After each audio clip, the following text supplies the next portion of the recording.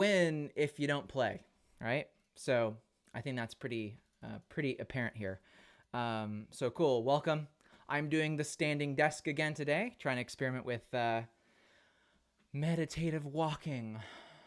So we'll see how the simultaneous squeeze goes once we hit 5 p.m. In 3 minutes or 2.5 minutes. But hopefully I don't pass out. That would suck. But anything is possible. But yeah, we're gonna be talking about it. For those who are new to me, my name is Sterling Cooley. I've been working in the field of ultrasound neuromodulation for 12 years. I do work in vagus nerve stimulation.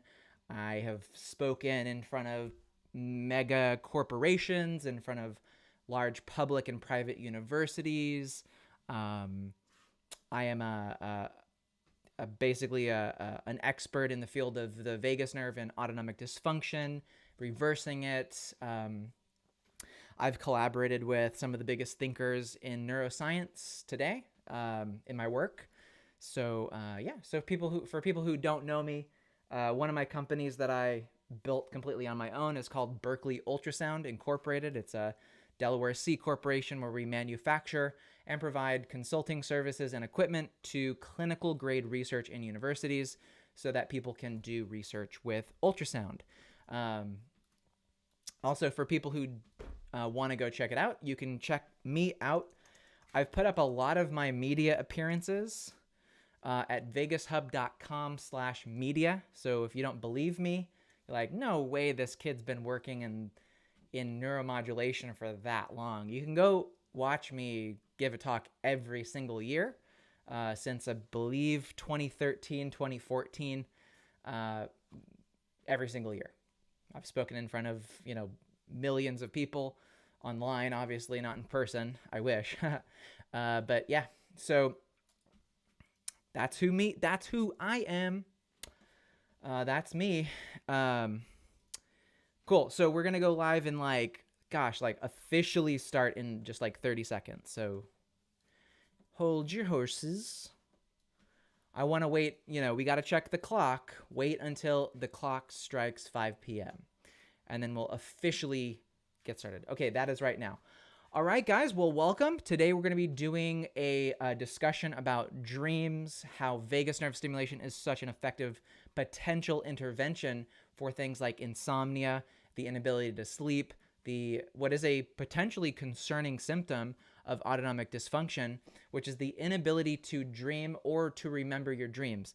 That's not optimal, and I've seen a lot of people turn that around by introducing vagus nerve stimulation into their health protocol and regimen. So something that I absolutely advocate for is some form of vagus nerve stimulation. But before we go into the full scope of today's video, I always like to start us off with a quick simultaneous squeeze, which is a vagus nerve practice that stimulates your vagus nerve by what's called a Valsalva squeeze. It's very simple. It's used in autonomic clinics and wellness influencers alike to stimulate your vagus nerve. So how it works is you're going to take a big, deep breath in through your mouth. You're going to fill your lungs up. You're going to additionally take another sip of air because you can always fit a little bit more air into your lungs than you think. Then you're going to hold that air in. You're going to close your mouth, close your nose. You could squeeze your nose if you need to, but you're really going to hold and compress and squeeze that air with your stomach, your diaphragm, and your chest. You'll get better as you practice. If it's the first time and you're like, I'm not getting it, practice makes perfect. You're going to hold that tightly for about 5 seconds, and then you're going to start to feel an effect of vagus nerve stimulation. Then you're going to slowly exhale out of your mouth, just like that, right? Super simple. Okay, ready? So in 3, 2, 1, deep breath in through the mouth. Sip of air at the top. Hold and squeeze.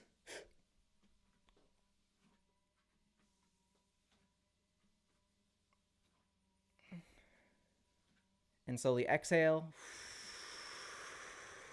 through the mouth.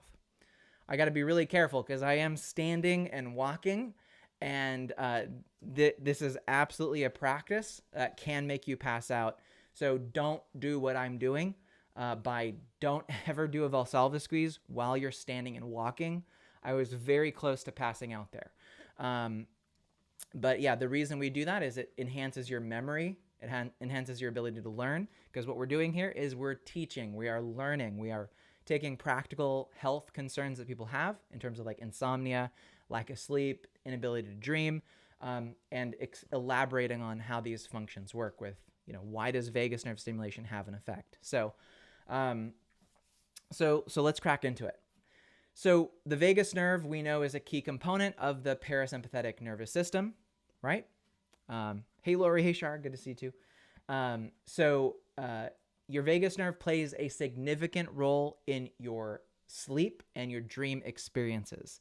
Recent studies have shed light on how stimulating the vagus nerve can enhance our sleep quality, particularly through its impact on acetylcholine levels and memory consolidation. In this video, we will explore the fascinating connection between the vagus nerve, dreams, and the various approaches for enhancing this effect. Okay, so that's kind of what we're going to run through today. So let's start with the role of acetylcholine in dreaming and memory consolidation.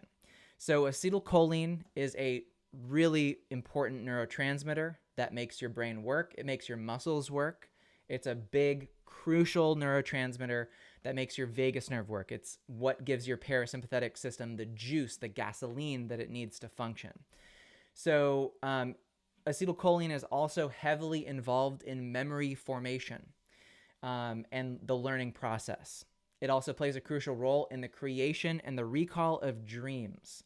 If studies have shown that increased acetylcholine levels during sleep are associated with more vivid and memorable dreams. This link between acetylcholine and dream content suggests that boosting acetylcholine production could result in more lucid and immersive dream experiences. Which leads us to, I think, an important question is, can I naturally supplement to increase the levels of acetylcholine before bed so you can attempt to dream? Well, there are several supplements that have been found that can enhance acetylcholine in the brain and in the body during sleep. Interesting side note here is that there's a large community of people online who are dedicated to the exploration of mapping the dream state through something called lucid dreaming. Now, lucid dreaming is something that's relatively rare to experience in your lifetime, but there are some people who have figured out a process to induce lucid dreaming maybe 4, 5, or 6 times every week, every night in their life. They use this as kind of a way to have fun in a way. It's kind of interesting. But yeah, basically a lucid dream is dependent on having really rather high levels of acetylcholine flowing through your brain. So you do need good acetylcholine levels. One core supplement that's really helpful, or core component that you want to have in your body for increasing acetylcholine is choline itself, choline, choline. It's a nutrient commonly found in foods like eggs and liver. It's in very high amounts in your liver. Choline is processed in your liver. So that's why if you have liver failure, you typically are going to develop some vagus nerve issues, because the factory that's recycling choline back into acetylcholine can get damaged. So if you're an alcoholic, maybe consider not doing that. Choline is a precursor to acetylcholine synthesis and can potentially enhance dream vividness. Another supplement called galantamine, which is also a pharmaceutical drug used in the treatment of Alzheimer's and dementia, for mild to moderate dementia and Alzheimer's, has shown promise in increasing acetylcholine availability during sleep. You can technically order bioavailable galantamine without a prescription on the internet. It's usually going to come at a pretty low dose, but it doesn't require a doctor's prescription, but it's debatable if the quality is as good through buying it on Amazon as opposed to getting a prescription from your doctor. But you're likely not going to get a prescription from your doctor unless you actually have mild to moderate Alzheimer's. So, but galantamine, if you can get your hands on it, will increase acetylcholine levels in your brain by inhibiting acetylcholine esterase, which is an enzyme that basically depletes acetylcholine in your synapses. That's why it works. And some people who are lucid dreamers will typically take 4 milligrams of galantamine right as they're going to bed. And then they try to wake themselves up 4 hours later and they take another 4 milligrams of galantamine, that induces some pretty hardcore lucid dream states that it's difficult for them to break out of the dream state, which is very interesting. Typically, the times where I've had lucid dreams, it's the moment that I recognize that I'm having a lucid dream is exactly when I wake up from that dream. So galantamine helps keep you in that state. But yeah, lucid dreaming is considered a skill set. Not technically the entire domain of what we're talking about today. However, galantamine could be used as a vagus nerve stimulator compound for bedtime. So additionally, another drug or another supplement called huperzine A, which is spelled Huperzine, huperzine -A, capital A, is derived from Chinese club moss. It works very similar to galantamine. That can be purchased online, but that stuff is extremely potent. So you're typically looking at a dosage of 2 micrograms, not milligrams. If you took milligrams of huperzine A, you potentially could die. So be very careful messing around with huperzine. It is known to inhibit the breakdown of acetylcholine in the synapses, and it provides an extended period of increased levels of acetylcholine during sleep. So these are some supplemental options that can help. Now let's talk about non-supplement options for vagus nerve stimulation. In particular, the one we're going to discuss right now is vagus nerve stimulation with ultrasound, which I find to be one of the most interesting applications of ultrasound in the field of neuromodulation. So apart from supplements, there are non-invasive methods of stimulating the vagus nerve, and these have gained attention as effective interventions for insomnia very recently. One such approach involves vagus nerve stimulation using ultrasound technology.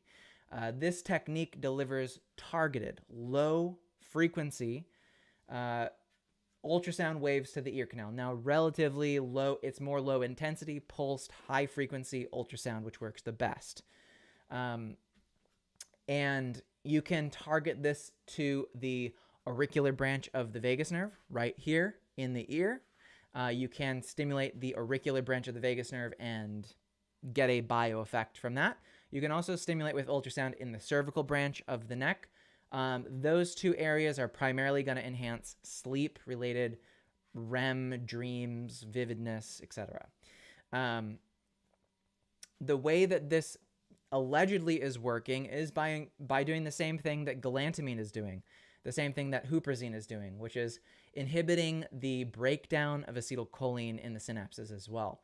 So by amplifying acetylcholine levels during sleep in any way, the non-supplement option with ultrasound offers a potential solution for individuals seeking to improve their dream experiences and overall sleep quality. So very interesting potentials here with VNS to fix dream issues. Now, you might actually still be dreaming. You just might not be able to remember your dreams, and that also is directly related to acetylcholine levels additionally. And the reason why is because your memory is powered and functions because of acetylcholine in your brain. So acetylcholine is very important. It's oftentimes very underappreciated for what it does throughout your body. Acetylcholine will give you the ability to digest food properly. Acetylcholine allows you to calm your heart down. Acetylcholine allows you to control inflammation, so you don't kill yourself from a cytokine storm, right? So if you caught COVID, for instance, you would want to keep your levels of acetylcholine up during that infection so that your body doesn't do immunological damage to yourself. Are you guys starting to get the sense that acetylcholine is pretty important? It's also pretty important for your memory. That's why there's a crossover between the drugs that treat Alzheimer's and the same exact drug used to induce lucid dreams is exactly the same, galantamine, which is an acetylcholinesterase enzyme inhibitor, which increases the levels of acetylcholine in the synapses. If you guys aren't getting the sense that acetylcholine is pretty important, I hope this video is making some bells go off in your mind. So in conclusion, right, as we will do a rather short-ish video for today, the connection between your dreams, the vagus nerve, and acetylcholine levels reveals a very fascinating relationship that has captured the interest of researchers and individuals alike. People who are academics study this network, and people who want to dream better, people who want to be professional lucid dreamers will take alpha GPC and galantamine before they go to bed just to induce extremely lucid dreams where you're fully conscious that you're in a dream state and you can do anything you want. That is all made available because of acetylcholine. And acetylcholine is also key to the function of your vagus nerve. So there is a huge interrelationship between acetylcholine and your vagus nerve health. So anything you can do to balance acetylcholine, eat to increase acetylcholine, to supplement to increase acetylcholine levels in your body is a good move. I can assure you that if you're here because you have whatever kind of issue with your vagus nerve, explore the potential that your acetylcholine levels may be extremely low. Recent research actually performed within the last decade in the United States and Canada on normal, healthy, average adults found that 80% of them were deficient in choline levels in their body. That means that 80% of people walking around today probably aren't dreaming properly. Their vagus nerve isn't working properly. And guess what happens when your acetylcholine levels are low? You're more at risk for immune dysregulation, for getting sick, for losing your memory, for having weak muscles. The list goes on. I mean, it's pretty bad. So you do want to do whatever possible. You should have on hand something that allows you to increase choline intake in your diet. That's pretty darn important. Yeah, Jessa, you're like, yes, exactly. So acetylcholine, how do you tell if it's low?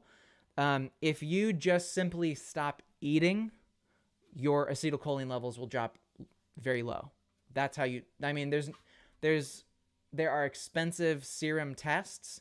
There's called an Elman assay, which you can do to test how much acetylcholine generally is in your blood. But for the most part, this is the most fast. It's like if you couldn't see how much gasoline was in your car and you were driving from San Francisco to Los Angeles, you could assume that if you don't ever fill up your car, that your car is going to be on empty. The depletion of acetylcholine can happen within a day or two. So there's not really a need for a test. You really just have to consume things that contain choline. I could give you a more accurate picture of someone's acetylcholine levels by looking at what they ate in a day than what a normal blood test could give you, because blood tests are one single indication on one day. If I look at your diet for an entire week and you have no supplementation of anything with choline, you have no foods that are rich in choline, there's no test that's required. If you want to go take a $400 and something test, by all means, talk to your doctor and order it. Although they're probably going to say the insurance isn't going to cover this because it's going to give us no useful data.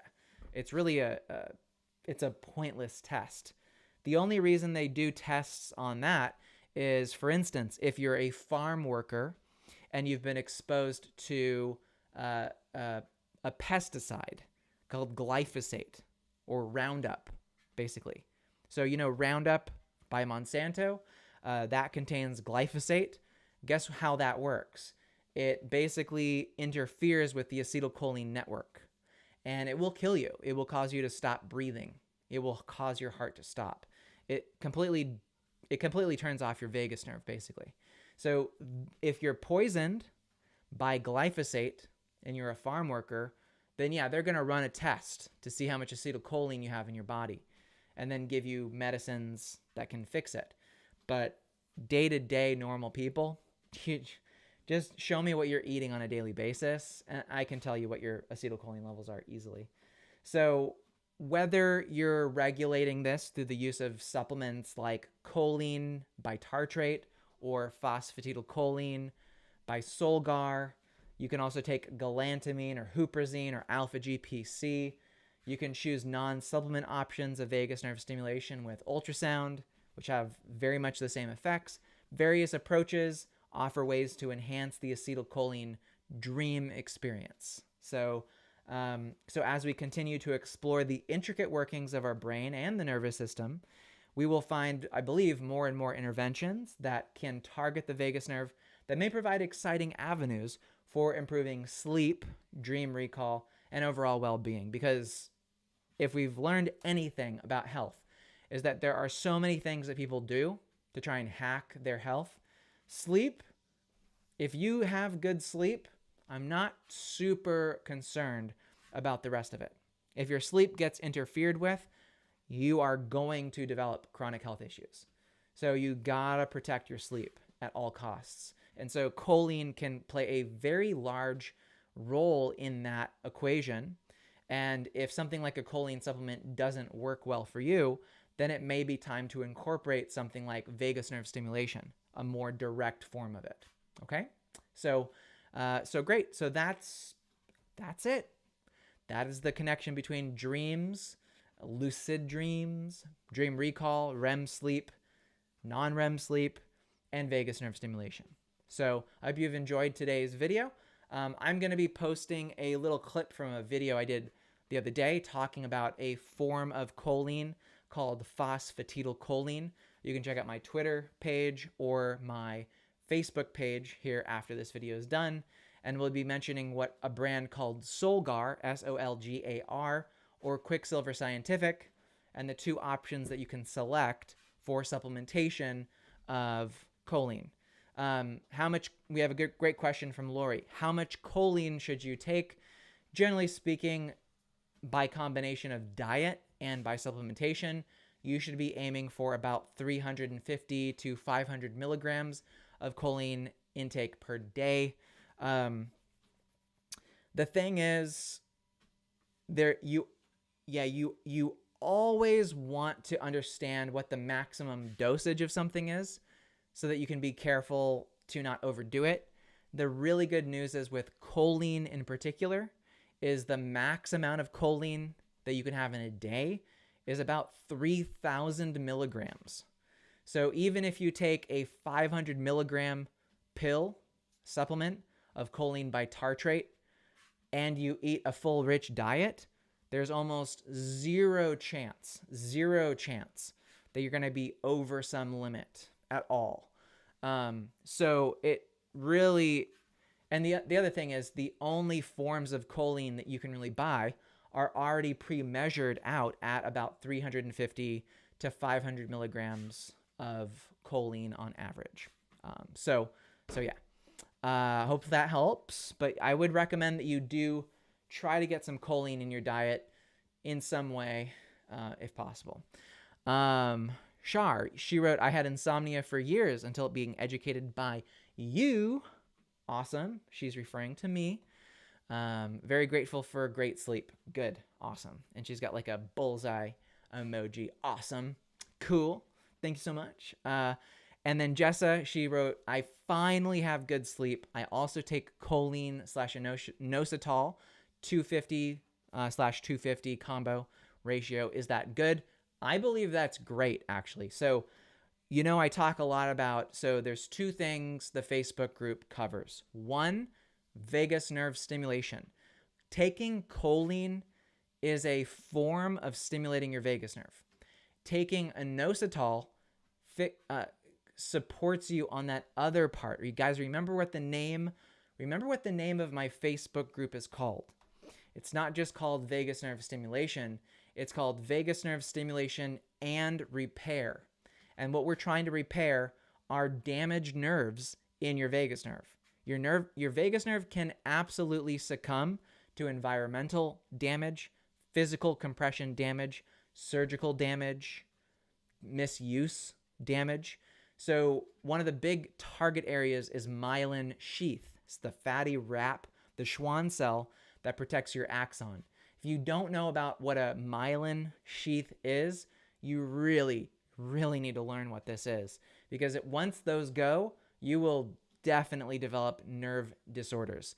If you know what multiple sclerosis is, where you basically lose the ability to walk completely, your body loses the ability to communicate with its own organs and limbs, that is a degenerative disorder of myelin. Okay?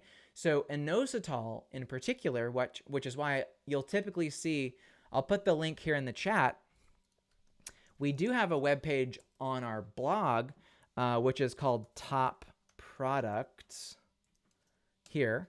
And so vegushub.com/top-products will link you to a Solgar brand of choline/inositol at a 1-to-1 ratio. And inositol is really good at helping to promote the repair of myelin that protects your vagus nerve. So I absolutely love inositol. I think that's fantastic that you're still taking that, Jessa, and that is great. I just posted a link to it here. Our website has a blog section, just so you guys know. I should probably post it more, but I just kind of post as needed. But yeah, so we have different web pages on our blog that we link to. But yeah, that includes the link to the choline inositol brand we like. Let's see. Lori, she wrote, I take 2 choline, 500 milligrams. I eat eggs and stimulate with VNS. Still not enough sleep. Well, I mean, it could take you some time, right? As we've seen in your particular case, it does seem to be taking a little bit longer than the standard. But I'm not going to go live and reveal any of the details in your case, as, obviously we work together. But, just consider that health history can do good or bad for the vagus nerve, and that has to be overcome, right? So, generally speaking, 4 months is required to get some movement in the repair of the vagus nerve. That's for a average person, right? That's for on the average who doesn't have any pre-existing substantial levels of damage, just a few years of a disorder. Yeah, and so Jessa wrote here, Jessa is as well. She's a fellow phase 1 participant. She's also done the same exact work that you did. And she wrote here, it took me 4 years to get her sleep in order. Now, I think, Jessa, you started in 2019. And, Jessa, correct me if I'm wrong, you actually did have a good experience in the phase 1 program. You didn't, with the VNS that we started. Your body works in layers. Something again, and this is, again, a big reason why I like to prioritize the concept of systems versus goals, okay? So systems are things that you show up consistently because we know fundamentally that they're important and they're healthy. Goals are things where you basically say, my sleep has to be 8 hours every night, and concerning yourself every time that it's not. Again, it'd be like, let's say I wanted 6-pack abs. I actually do have pretty flat stomach, but I don't have clear delineated 6-pack abs on my stomach right now. I just haven't really focused on it. I can guarantee you that if I started doing ab crunches every single day, it would probably still take me about 12 months to get really well-defined six-pack abs. We all know how good six-pack abs look, right? Again, and would I be like, gosh, I've been doing crunches for 6 months and still I don't look like I could be on the cover of Playgirl, right? I'm not a male model yet. Maybe ab crunches aren't the way to do it. That would be an incorrect assumption. It's just incorrect. The fact is that you do have to do ab crunches to get six-pack abs. Or you have to starve yourself until you basically weigh nothing. But that's a non-good way to do it, right? If you stop eating food and you wither away and your skin becomes, you have 0% body fat, you're about to die. So there are good ways and bad ways to get six-pack abs. There are healthy ways and very extremely unhealthy, dangerous ways to try and fix your sleep. Again, as we see with Jessa, yes, phase 1 VNS, critically helpful in her journey, with benefits all along the way, right? And sometimes, look, your body doesn't want sleep to necessarily be the first thing that gives in the process. But absolutely, there's I've been at this since 2017, 2018 is when I started working with clients. I wake up every day like, awesome, let's go for it. Let's do this, because I see nothing but good results time and time again. Some people, yes, take longer. But you guys realize, like, there are fitness influencers all over Instagram, all over Facebook, selling people on the promise that they're going to they're going to shed 30 pounds and get six-pack abs. And you guys realize that some of those people don't get six-pack abs in the 4 months they were promised. Okay. But it doesn't, again, I don't think a weight loss coach is going, oh my God, I'm deeply questioning if managing your intake of calories and exercising and sleeping well. Gosh, we had one person who didn't get there at the rate that I thought.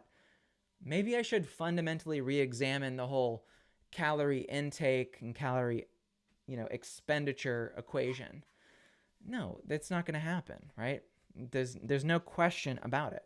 There's no question that sleep is a key thing in your, vagus nerve is a key portion of sleep.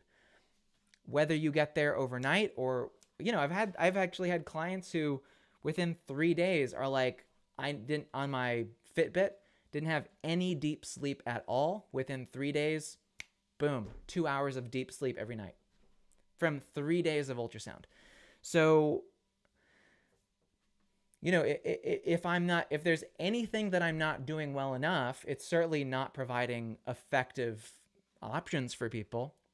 I would say the area that I'm admittedly not doing well enough is having the predictive power to say, I can look at you in the eye and look at your health state and give you a perfect predictive timeline of exactly when it's going to happen in your specific case. Just not possible. But what I can say is that people who do their hour of power on a daily basis, people who stimulate their vagus nerve on a daily basis, they supplement with choline, and they strengthen their neck, is that culminates in 4 specific complementary emergent practices that you can do that will absolutely move you in the right direction. There's just zero ifs, ands, or buts about that, right? So again, find fundamentally good things to do and then just start doing them, right? That is what you can do, right? And again, I don't feel bad because I've certainly never gotten anybody on a benzodiazepine before.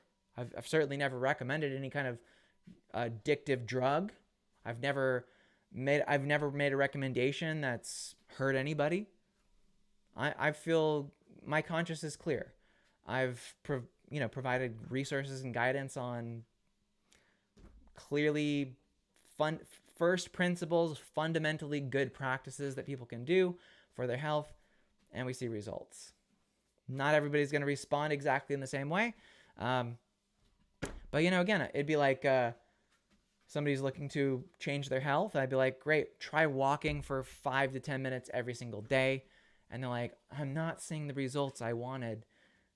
I wouldn't be like, gosh, you know what? God, maybe just walking for 10 minutes a day by itself isn't enough, which, I think that's a natural conclusion. But also you wouldn't be like, well, gosh, maybe they shouldn't walk. Maybe because they didn't see results in their health by walking, maybe they should stop walking. Maybe what they really needed was to be sitting on the couch all day. No, that's never going to happen. So, again, there's if you want quick fixes, right? If you want something that will make you feel fucking amazing, right? Like within seconds, okay? If you want something that is going to make you feel like you have zero problems in your life, and you want to feel literally absolutely amazing and calm and at peace with the world, go shoot up heroin. Now, I'm not making that as a recommendation, but I'm just saying, if that is your criteria, I just want to feel fine without doing any of the work. Again, go to San Francisco, go to Seattle, go downtown, look at the hordes of fentanyl zombies walking around. They chose the quick fixes. Now, would it take extra time to rehabilitate someone who made those easy choices for 5, 10, 15 years? Absolutely. Would it be a mountain of work to overcome that? Absolutely, right? But it's not like we don't know what needs to happen for that to get fixed. And again, you're not things aren't going to get better if you just give up. This is never going to happen, right? Like, fundamentally, we know that sleep is important. Replicate and do things that work, right?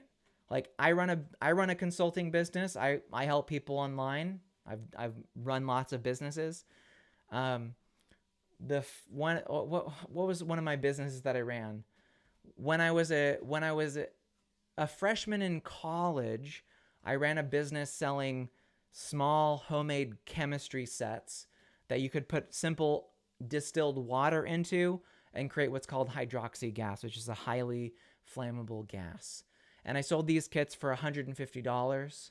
I think all total probably made like $2,000. That was my very first business, was selling basically a sonochemistry kit of sorts. It was using ultrasound and electrophoresis to split water. It was kind of cool. Didn't go anywhere. It was just kind of interesting. But, I've had businesses that didn't make a lot of money. I've had businesses that did make a lot of money. At no point did I say, man, I guess, providing value for people is just never, I guess it's just not going to work. If it doesn't work for me, then how could it work for anyone else? It's like, no, of course it works, right? These people online talking about making money aren't lying, right? So again, that's just how I think about it. I'm not like, I don't have 6-pack abs, but I don't question if doing abs, like ab crunches, and really restricting my diet is not, like, I don't question that is the proper way to do it. I don't have any doubts in my mind. I've done ab crunches and I've restricted my diet before. I didn't immediately get 6-pack abs. Not even within 6 months of doing it. no, at no point I was like, man, I'm starting to have doubts. Man, I don't know if strengthening the muscles in my core and restricting my diet so I don't have a bunch of fat look like over my belly, I just don't know if that works. No, it's just not true. So again, don't be careful of how you approach these things. Anyway, I hope that all makes sense. But cool. Thanks guys so much for watching. I know it's a Sunday. I'm gonna let you guys go. Get ready for tomorrow, Monday. Monday is the beginning of the week. Amazing stuff's going to happen, okay? I see great things in your future. I see beautiful things in your future. I see this next week is going to be a transformative week for you. You're going to start seeing decorations for Halloween put up all over your neighborhood already. It's that time of the year. You're going to see pumpkins popping up. So yeah. Thank you guys so much. Thank you, Jessa. Thank you, Lori. Thank you, Shar. Thanks everyone so much for commenting and joining. But yeah, super stoked. It's been fun. It has been a good one. I will see you guys soon tomorrow. Have a great rest of your night and sleep tight. Okay, sleep tight tonight. Do extra stimulation of your vagus nerve if you need that extra boost. Okay, there are ways to fix this. There absolutely are. All right, guys. I'll see you later. Take care. Peace out. Bye-bye. Boop, boop, boop, boop, boop, boop, boop. Uh-oh. Uh-oh.